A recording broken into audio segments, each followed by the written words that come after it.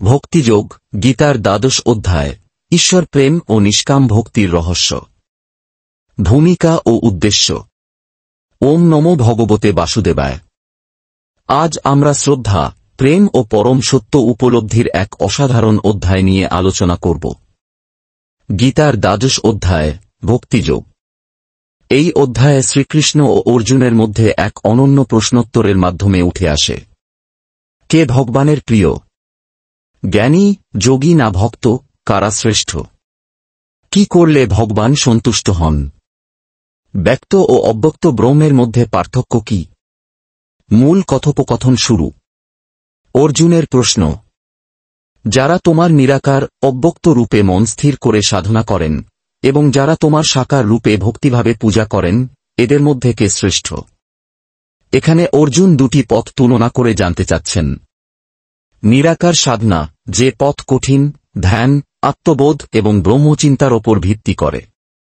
সাকার ভক্তি, যেখানে ঈশ্বরকে প্রেম দিয়ে, মূর্তি বা রূপ দিয়ে উপাসনা করা হয়। মূল কথোপকথন শুরু। অর্জুনের প্রশ্ন। যারা তোমার নিরাকার, অব্যক্ত রূপে মন স্থির করে সাধনা করেন, এবং যারা তোমার সাকার রূপে ভক্তিভাবে পূজা করেন, এদের মধ্যে কে শ্রেষ্ঠ? এখানে অর্জুন দুটি পথ তুলনা করে জানতে চাচ্ছেন। নিরাকার সাধনা, যে পথ কঠিন, ধ্যান, আত্মবোধ এবং ব্রহ্মচিন্তার ওপর ভিত্তি করে। সাকার ভক্তি, যেখানে ঈশ্বরকে প্রেম দিয়ে, মূর্তি বা রূপ দিয়ে উপাসনা করা হয়। শ্রীকৃষ্ণের উত্তর ও বিশ্লেষণ। শ্রীকৃষ্ণ বলেন, যারা আমার প্রতি একাগ্রচিত্তে, অটল ভক্তিসহ পূজা করেন, আমি তাদের শ্রেষ্ঠ মানি। এই কথা থেকেই বোঝা যায়, ভগবানের সাথে সম্পর্ক গড়ার সর্বোত্তম পথ হল ভক্তি। কারণ এখানে আছে হৃদয়ের গভীর টান, আত্মসমর্পণ ও নিঃস্বার্থ প্রেম। নিরাকার উপাসনার অসুবিধা। শ্রীকৃষ্ণ জানান, নিরাকার সাধনা কঠিন। কারণ মন সহজে নিরাকার চেতনায় স্থির হয় না। দেহধারী মানুষের পক্ষে ঈশ্বরকে নিরাকার রূপে ধ্যান করা সহজ নয়।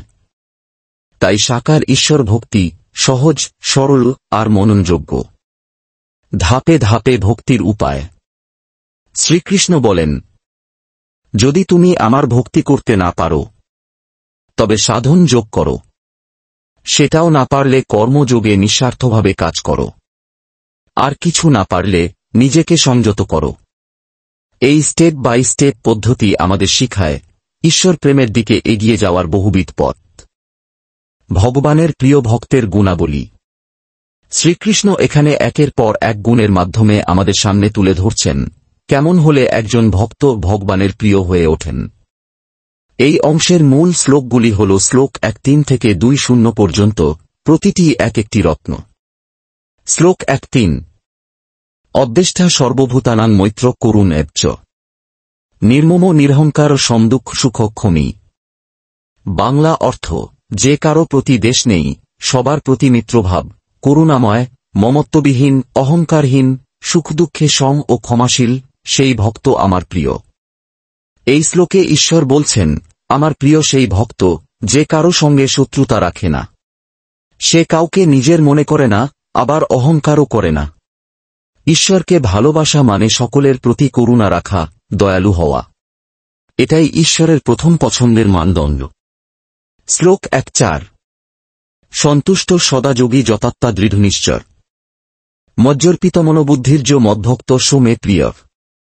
বাংলা অর্থ, যিনি সব সময় তৃপ্ত, আত্মসংযমী, দৃঢ়চিত্ত এবং যার মন ও বুদ্ধি আমাতে নিবিষ্ট, সেই ভক্ত আমার প্রিয়। জীবনের প্রতি তৃপ্তি, সন্তুষ্ট থাকা, নিজের উপর নিয়ন্ত্রণ এবং একাগ্রচিত্তে ঈশ্বরকে স্মরণ করা, এটাই ভক্তির মূল। যিনি অভিযোগ না করে কৃতজ্ঞতা জানিয়ে ঈশ্বরের পথ ধরে হাঁটেন, তিনিই ভগবান প্রিয়। শ্লোক ১:৫, ১:৬। যস্মান্নোদ্বিজেতে লোক লোকান্নোদ্বিজতেচে য অনপেক্ষ শুচির্দক্ষ উদাসীন গতব্যথ। বাংলা সারাংশ, যিনি অন্যকে ক্লেশ দেন না, অন্যরাও যার দ্বারা অশান্ত হন না। যিনি নিরাসক্ত, নির্মল, দক্ষ, নির্বিকার, ব্যথামুক্ত, সেই ভক্ত ভগবানের প্রিয়। ভগবান চান এমন একজন ভক্ত, যার উপস্থিতি শান্তি আনে। যে মানুষ বা পশু পাখি সকলের দুঃখ বুঝতে পারেন কিন্তু দুঃখ সঞ্চয় করেন না, তাঁর হৃদয়ে জায়গা করে নেন ভগবান। শ্লোক ১৭। জোন হৃষ্যতিন দেষ্টিন সুচতিন কাঙ্ক্ষতি। বাংলা অর্থ: যিনি আনন্দে বিভোর হন না, দুঃখে ভেঙে পড়েন না, শোক করেন না বা কিছু চায় না, তিনি ভগবানের প্রিয়। একজন স্থিতধী ভক্ত সুখে গর্বিত হয় না, দুঃখে হতাশ হয় না। চাহিদার উপর নয়, ঈশ্বর প্রেমের উপর যার মন। শ্লোক ১৮-১৯। সমশত্রৌ চ মিত্রে চ তথা মানাপমানযোত। বাংলা সারাংশ: যিনি শত্রুমিত্রে সম, মানাপমানে অভিন্ন, যিনি মিতাহারী, নীরব ও যা কিছু ঘটুক নিজেকে ঈশ্বরের আশ্রয়ে রাখেন, তিনি ভগবানের প্রিয়। এখানে ভগবান একজন প্রকৃত আত্মনিষ্ঠ ভক্তের ছায়াচিত্র তুলে ধরেছেন, যে মানুষে নয়, ঈশ্বরে বিশ্বাস করে, বাইরে যাই হোক অন্তরে ঈশ্বরের নাম থাকে। শেষ শ্লোক ও উপসংহার। শ্লোক ২-০। যে সমস্ত ভক্তেরা এই অমৃত ধর্ম পালনে রত এবং পূর্ণ শ্রদ্ধাসহ আমার প্রতি ভক্তি করেন, তারাই ভগবানের কাছে শ্রেষ্ঠ। এখানে এসে শ্রীকৃষ্ণ বলেন, ভক্তি শুধু আবেগ নয়, তা হচ্ছে এক অমৃত ধর্ম। যারা এই গুণাবলী আত্মস্থ করে ঈশ্বরের প্রতি অটল বিশ্বাস রেখে চলে, তাদেরই তিনি নিজের প্রিয় বলে ঘোষণা করেন। উপসংহার। প্রিয় দর্শক, গীতার ১২ অধ্যায় আমাদের এক স্পষ্ট ও সরল বার্তা দেয়। ভক্তি মানে হৃদয়ের আত্মসমর্পণ। ভগবান রূপ চান না, ধন চান না।